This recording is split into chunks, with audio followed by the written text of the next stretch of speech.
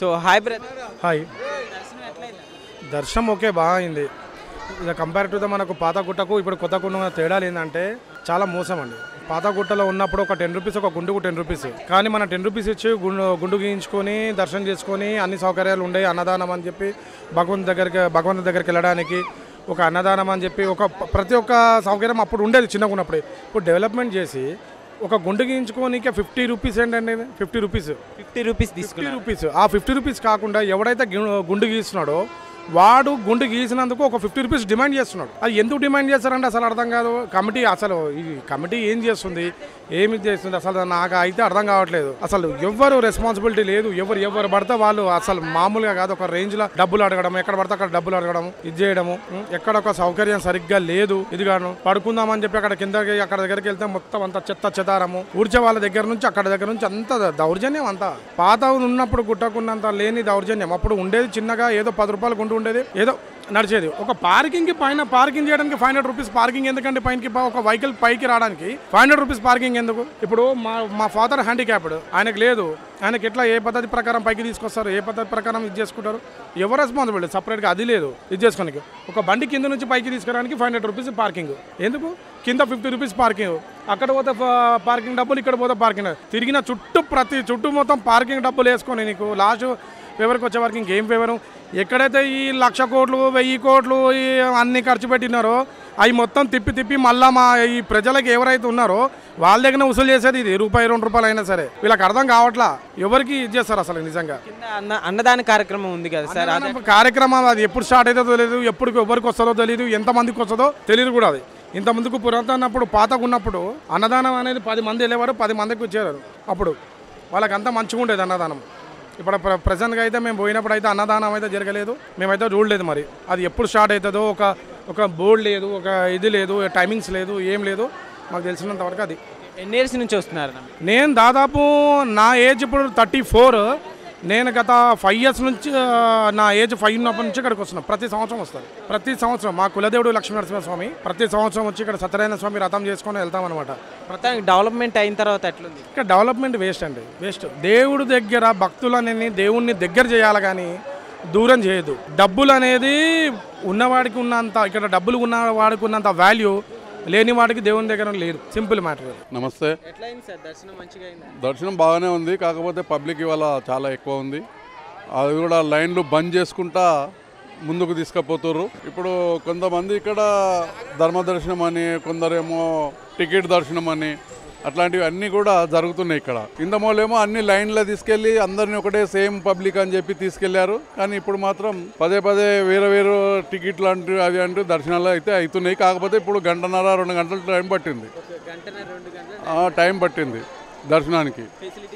అంత ఏమి అప్పుడు పాతది ఏదైతే ఉండే అది బాగుండే. ఇప్పుడు ఇంత చేసి కూడా కిందికి ఒకటి అదొకటి బస్సులు ఫ్రీ అంటుర్రు.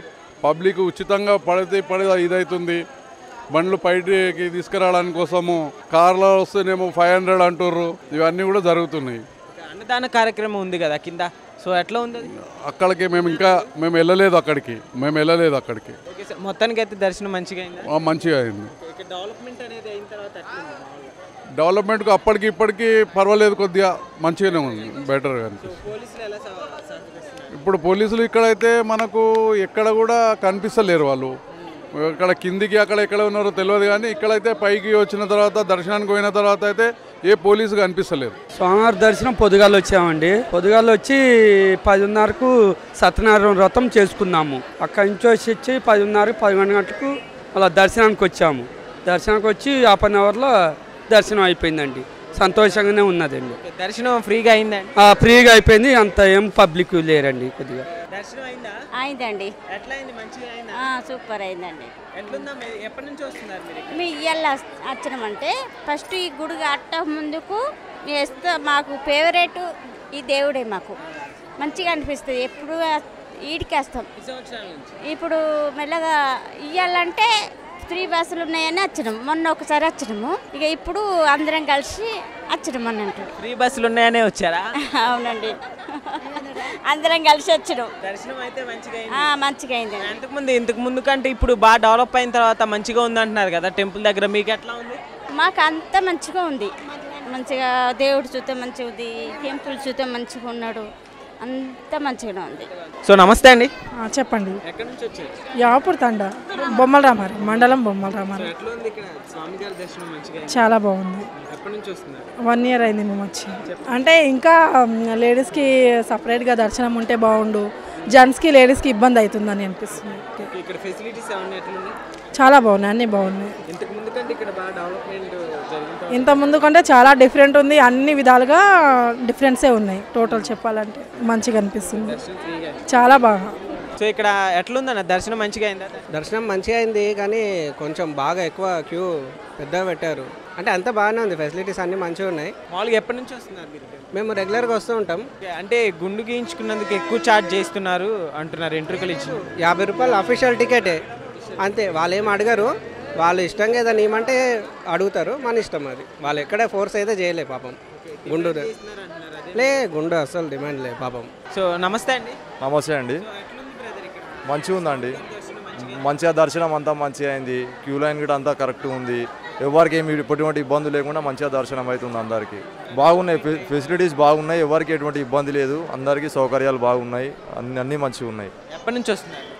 మేము లైక్ 3 years నుంచి వస్తున్నాం, కంటిన్యూగా ఏం లేదు, బట్ 3 months 4 monthsకి అలా వస్తాం. సౌకర్యాలు అవన్నీ ఎట్లున్నాయి? అంతా గుడ్, అంతా చాలా బాగున్నది. పోలీసులతో సహకారం బాగుంది, అందరికీ బాగుంది. డెవలప్మెంట్ ఇస్ గుడ్, చాలా బాగుంది.